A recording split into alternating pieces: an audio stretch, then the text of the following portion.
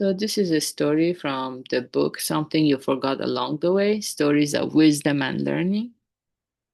And yeah, a lot of people who learn Buddhism through YouTube videos, they think that Buddhism is only about being here and now.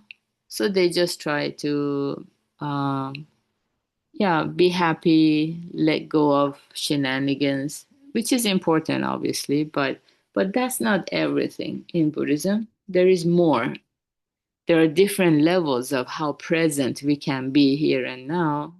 One is like maybe superficially we make ourselves be here and now, force it to be here and now, or we can spontaneously and effortlessly be here and now.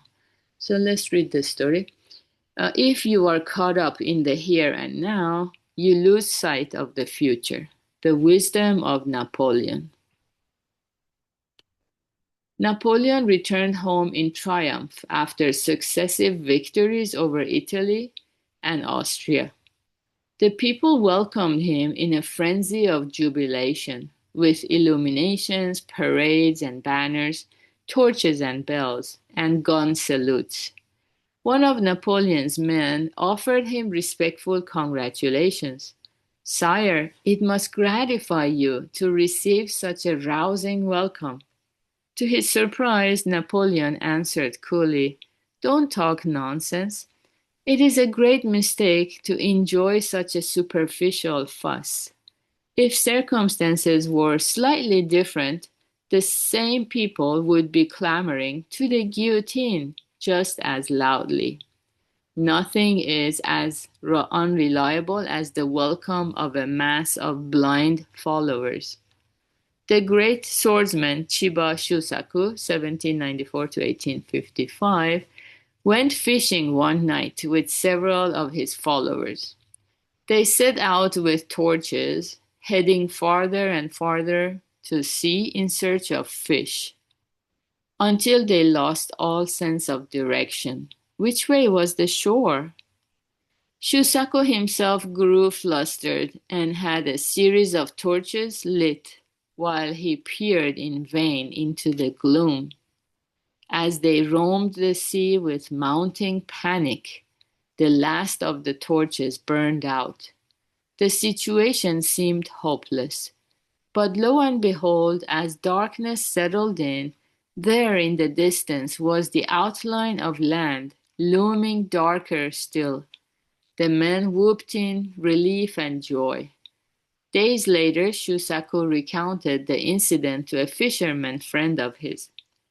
The friend said smilingly, That wasn't like you. You should know that you cannot see the shore with torches. Torches are used to light up your immediate surroundings. If you want to see into the distance, they only get in the way. When we want to look far off, we douse them on purpose. As long as you rely on torches, you cannot make out the distant shore. If you are caught up in the here and now, you cannot look ahead into the future.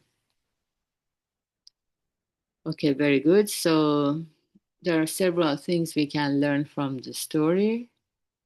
And yeah, one of them is that we cannot be caught up in the here and now, like completely obsessed with the here and now. That's like being in a forest and falling in love with some trees for so much that we lose sight of the big forest. There's nothing wrong with falling in love with a few trees, but finding that balance between seeing the big forest, where we are going. If we're gonna remain in the forest, if that's a choice we make, of course that's fine. But if we also want to see the city and city life and be more social, then we need to find the way out of that forest. So have the big picture in mind. And yeah. And then something interesting is that those torches, they are used to light up the surrounding, immediate surrounding.